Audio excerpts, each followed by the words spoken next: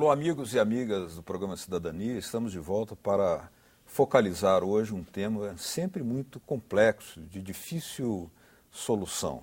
Num Estado federativo como é o brasileiro, marcado por um desenvolvimento histórico em que as desigualdades regionais pontuaram, a discussão do Pacto Federativo e, mais especificamente, do Fundo de Participação dos Estados, é sempre um tema de muita controvérsia, muita polêmica. Por isso, há sempre a necessidade de explicações, de atualizações.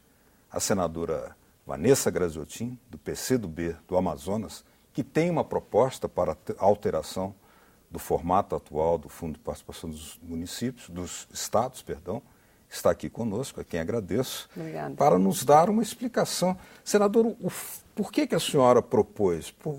Como é que isso está ainda mal parado? Porque o Supremo decretou até mesmo a inconstitucionalidade do FPE, né? Da forma como ele vem sendo distribuído. Primeiro é importante a gente destacar o que é o FPE, que muita gente ouve a gente falar, mas não sabe exatamente o que é isso. Vários tributos arrecadados pelo governo federal, impostos arrecadados pelo governo federal, imposto de renda, sobre produtos industrializados, que são tributos pagos pela população, diretamente ao governo federal. O governo federal junta todo esse recurso e parte desses recursos são distribuídos para os estados brasileiros e para os estados brasileiros. Ocorre que, com a elaboração da Constituição de 1988, talvez os parlamentares constituintes, senadores e deputados, não tiveram ali a capacidade já de enfrentar diretamente o problema. Entretanto, escreveram na Constituição de que aquela regra se manteria, mas que o Congresso Nacional deveria aprovar uma nova lei complementar estabelecendo critérios claros, né, justos de repartição desses recursos federais. E deu um prazo para isso. E deu um prazo para isso, né? E deu um prazo para isso. Prazo que foi ignorado, tem sido ignorado pelo Poder Legislativo. Aí você perguntaria o porquê que nós não enfrentamos esse debate, não votamos essa matéria conforme os próprios parlamentares constituintes determinaram na Constituição Brasileira de 1988. É por conta disso que você falou agora na abertura. É um tema federativo, é um tema que organiza os parlamentares não por ideologia ou por partido político, não. Ele organiza os parlamentares por representação das unidades de federação, não é? Porque o que está em jogo nesse caso é quanto cada estado brasileiro receberá de repasses do governo federal, não é? Então isso é um tema complicado. Nós estamos em apreciação, em votação da nova lei de distribuição dos royalties do petróleo. Nós conseguimos aprovar, por fim, uma lei que não muda apenas o do pré-sal, o petróleo do pré-sal, mas muda toda a regra de distribuição da riqueza do petróleo, a partir dos royalties e da participação especial de todo o petróleo que é extraído de águas oceânicas, não é? Que pertence à União. E é muito difícil, é um debate extremamente difícil. Agora, um debate que coloca grande parte dos estados brasileiros em confronto com o Rio de Janeiro, e até certo ponto Espírito Santo e São Paulo, não é? Então seriam todos os estados brasileiros contra esses três, em especial Rio de Janeiro e Espírito Santo. E é um debate que não se chegou a um bom termo até agora, porque aquilo que foi aprovado ano passado foi vetado pelo presidente Lula e reaberto, dessa forma, o debate no Congresso Nacional. O debate em relação às novas regras do FPE, eles envolvem todos os estados. Então, todos estão envolvidos, de tal forma que ainda quando eu era deputada, ou seja, há 3 anos, eu apresentei a primeira proposta, o primeiro projeto de lei. E quando cheguei ao Senado, ano passado, 2011, eu decidi por reapresentar este projeto de lei aqui no Senado Federal. E, para minha surpresa, Beto, foi o primeiro projeto que tratava da repartição, de uma nova regra de repartição do FPE. Na sequência, os senadores Randolph e acho que o Romero Jucá apresentaram juntos também uma outra proposta cujo projeto está apensado ao meu. Vamos explicar para os telespectadores, senadora, Porque a senhora cria 4 categorias, né, Exato. para a distribuição desses recursos da União. Podia Porque o Fundo de Participação dos Estados, a regra que deve nortear esses repasses devem ser uma regra inversamente proporcional à riqueza de cada estado e à capacidade própria de arrecadação de cada estado. Vamos pegar o exemplo do meu estado, o estado do Amazonas. O que o Amazonas recebe do Fundo de Participação dos Estados, recebe do governo federal, não compõe a maior fonte de arrecadação lá do estado do Amazonas, porque nós temos uma produção importante instalada, apesar de ser baseada em incentivos fiscais, que é a Zona Franca de Manaus, mas tem uma boa base de arrecadação, de ICMS e tudo mais. Então, a primeira fonte de arrecadação do Amazonas é o ICMS. Já o estado do Acre, comparando ao Amazonas, que tem um baixo nível de produção, claro. Acaba que o FPE para o estado do Acre é a maior fonte de arrecadação. Então, essa seria a regra justa. Receberem mais aqueles que arrecadam menos, que têm uma arrecadação própria menor, não é? Nesse caso, a senhora atribui a esses estados que menos arrecadam 80% do FPE. Exatamente. Então, a regra hoje, ela já parte desse princípio. Entretanto, ela tem algumas distorções graves. Não é? Alguns estados, eu não quero aqui falar contra esse estado, não quero que me entendam assim, mas, por exemplo, hoje tem um quociente. Um quociente através do qual cada estado recebe a sua parcela do Fundo de Participação. E há muita distorção nesses quocientes, né? O quociente da Bahia, o coeficiente da Bahia é um coeficiente inexplicável, que ele diferencia muito dos coeficientes dos outros estados que têm uma situação econômica, social similar, parecida, né? Então, há necessidade de uma mudança. O Supremo Tribunal Federal, analisando a matéria, já determinou que, como a Constituição determina que façamos uma nova lei complementar estabelecendo novas regras, mas regras claras, de tal forma que você beneficie quem mais precisa sem discriminar absolutamente ninguém. Ou seja, seria uma regra extremamente democrática e justa da repartição dos recursos federais. Agora, como o prazo não foi cumprido... Não, nós temos um prazo, o Supremo, numa sessão muito longa, não é? O Supremo fez todas essas observações e disse, olha, fez um chamamento ao Congresso Nacional. Aprovem a lei. Caso não aprovem, caso vocês até o final de 2013 não aprovem a lei, nós vamos ter que tomar alguma providência. Então, senadora, como é que a senhora imaginaria... E como descreveria politicamente se chegássemos a uma situação em que o Supremo venha a ter que legislar sobre uma matéria específica do Congresso? E essa observação já foi feita pelo próprio Supremo Tribunal Federal, porque vai entender uma não apreciação da matéria por parte do Executivo, será vista pelo Supremo Tribunal Federal, que não tem o poder de legislar, mas vai ser vista como uma omissão do Parlamento brasileiro. Então, apesar até dezembro de 2012, esse ano. Exato. Então, apesar de ser uma matéria difícil, mas é uma matéria que nós temos que enfrentar. Eu apresentei um projeto para discussão. Não significa dizer que deva ser, na minha opinião, aprovado do jeito que está. É uma matéria para o debate e está aberta a sugestões, a opiniões, a mudanças, não é? Tanto que, apensado ao meu, tem um outro projeto do senador Randolfo Bittencourt, juntamente com o Romero Jucá, que estabelecem regras diferentes daquelas que eu estou sugerindo. Eu fiz um projeto muito simples, fruto de um estudo importante, busquei muito a ajuda de tributaristas, de economistas, não é? E apresentamos um projeto estabelecendo 4 regras claras, não é?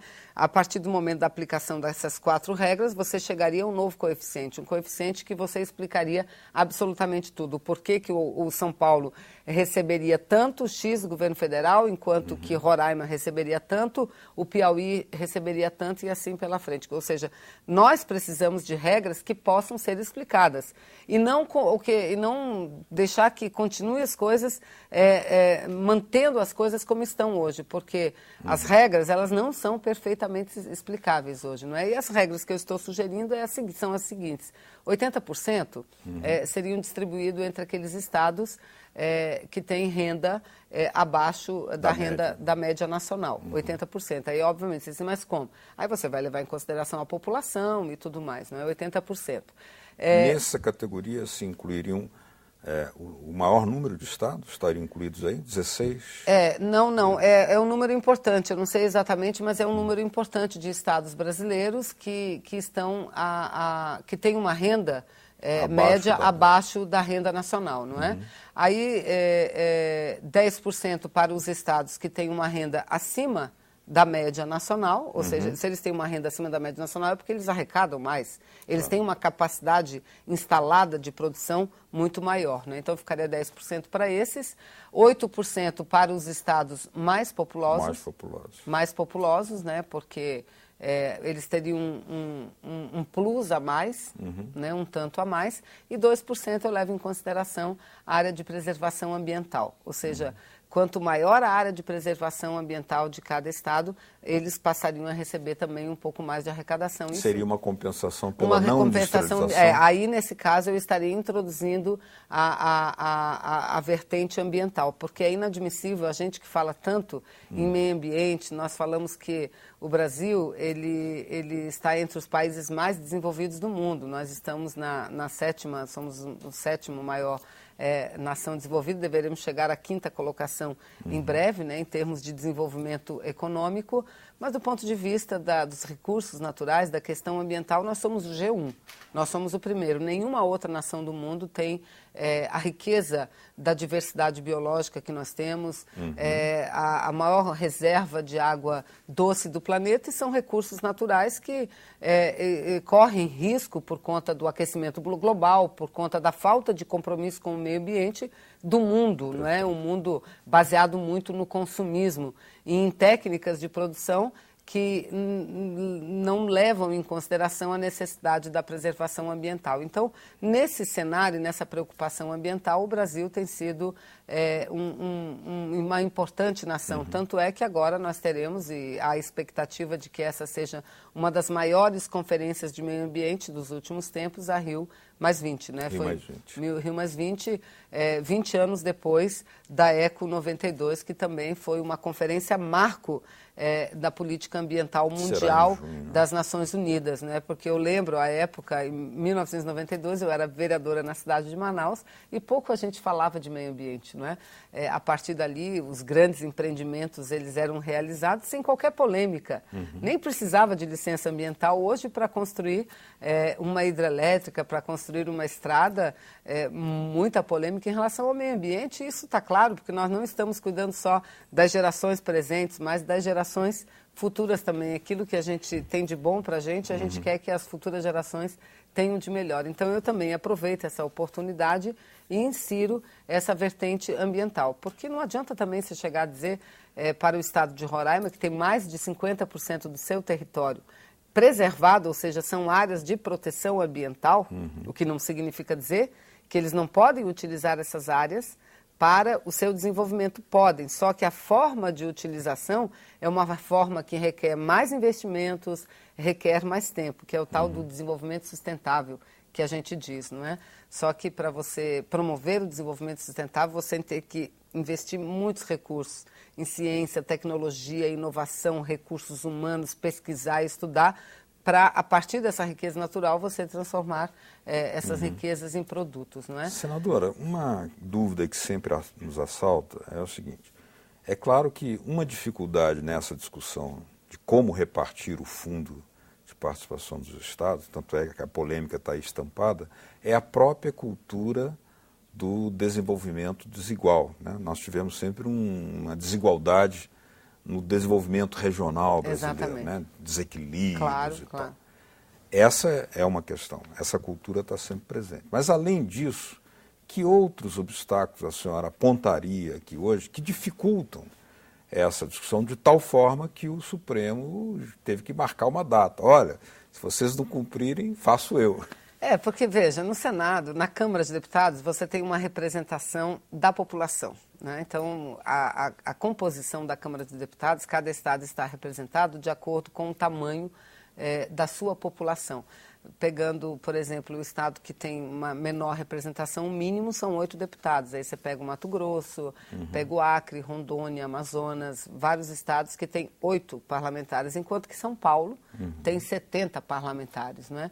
É óbvio, qualquer projeto de lei que mexa que leve à perda de 1 centavo sequer, vai haver uma reação desses estados, né? Porque para você equilibrar o jogo, alguns ganharão. O que é você equilibrar o jogo? É você tratar os desiguais de forma desigual, isso que você está dizendo. Porque a desigualdade social marca o nosso país. Claro. Mas a desigualdade regional também é profunda. Então você não pode tratar desiguais de forma igual. Porque aí você vai aprofundar a desigualdade social. Seria injusto. Seria injusto. Então, daí a necessidade de receber mais aquele que tem menor capacidade de arrecadação. Então, é correto, por exemplo, que o Piauí, não quero nem pegar o exemplo do meu estado, que o Piauí tenha um recebimento per capita de fundo de participação dos estados superior ao que recebe, por exemplo, o estado de Santa Catarina. Não é que é um estado que tem um nível de desenvolvimento já muito mais importante do que o próprio Distrito Federal. O Distrito Federal tem a maior renda per capita do Brasil. Então, não é justo que, enquanto estados não têm condições sequer de pagar o piso salarial para o professor, ainda receba a mesma quantidade que recebe um outro estado em situação econômica e social muito mais avançada. Não é? Então, a dificuldade é essa. Só que quando esse debate chega aqui, os parlamentares não olham o Brasil como um todo. Cada qual vai olhar para o seu estado. Diz, não, eu sou eleito pelo Rio Grande do Sul, então eu tenho que defender os interesses do Rio Grande do Sul. Então, não é um debate tranquilo. É um debate muito difícil e que, eu não diria, divide em 3, 4 partes o Brasil, mas divide em 27 unidades. Se essa dificuldade está instalada, como é que a senhora imagina que esse tema vai poder ser tratado? Ou seja, o voto será sempre uma solução. Mas existiria alguma forma de compensar aqueles estados que historicamente receberam menos, historicamente estamos falando, que houve sempre uma repartição injusta também, claro. Para que daqui para frente possamos compensar. Eu acho que o papel do governo central é muito importante, não é? Porque nessa situação de multipolaridade, não é bi nem polaridade, é multipolaridade, você tem que ter um ator que se coloque acima dessas questões locais e possa servir de maestro, de mediador desse debate. Como direção política. Exatamente, como uma direção política, levar um debate de alto nível, não é? Não é fácil, não é simples, porque para você se eleger deputado, você se eleger senador, você concorreu com um outro candidato. Então, você está aqui votando, você está aqui decidindo, mas aquele candidato de quem você votou, de quem você ganhou, se saiu vitorioso, aquele está lá. Então, ele vai dizer, está vendo? Votaram nesse candidato, olha aí, ó, ele está votando contra os interesses do seu estado, em favor do outro estado. Não é? Então, nós vamos precisar, primeiro, levar o debate com muita tranquilidade. O governo federal vai ter que ser um mediador importante nesse aspecto, assim como está sendo no petróleo, porque qual é o problema do petróleo? A Constituição também diz, os estados onde estão localizados a base de produção, de extração do petróleo, esses têm que receber mais, porque eles são diretamente impactados. Só que a legislação brasileira em relação ao marco regulatório do petróleo, ela foi evoluindo até a tal ponto, Beto, de que os estados produtores hoje ficam com de 85% a 90% de toda a riqueza. Estados e municípios, o que gera uma distorção muito forte, uma distorção muito grande. Então, os outros estados reclamam esse direito. Dizem, olha, a Constituição diz que eles devam receber um pouco a mais, mas não que devam ficar com tudo. Não que devam ficar com tudo. O debate do Fundo de Participação dos Estados é um pouco semelhante. Cada estado internamente tem também os seus problemas com a repartição do ICMS, porque o estado também arrecada esse tributo que é muito importante, em nível estadual ICMS, e reparte para os municípios. Todos os estados brasileiros vivem problema de mudança de regra, uns municípios acharem que estão sendo preteridos em relação aos outros, né? Mas eu creio na maturidade do Congresso Nacional, eu creio na maturidade do povo brasileiro e sou uma daquelas que levanta muito forte a voz aqui de que nós temos que enfrentar esse problema. Eu acho que a omissão não é o melhor caminho. Nós não podemos deixar que o Supremo decida por nós ou faça aquela lei que é nossa obrigação fazer. Muito bem. Queria agradecer aqui a presença da senadora Vanessa Graziotin, do PCdoB do Amazonas. Muito obrigado, senadora. Obrigada. Estaremos acompanhando essa temática, sempre muito problemática, né? Merece um estudo e detalhes também. E agradecer também a vocês de casa que nos acompanharam. Muito obrigado pela sua audiência. Caso queiram baixar esse ou outros programas da TV Senado, olha aí na tela uma forma de fazê-lo. www.senado.gov.br/TV. Obrigado mesmo pela sua audiência. Até o próximo Cidadania.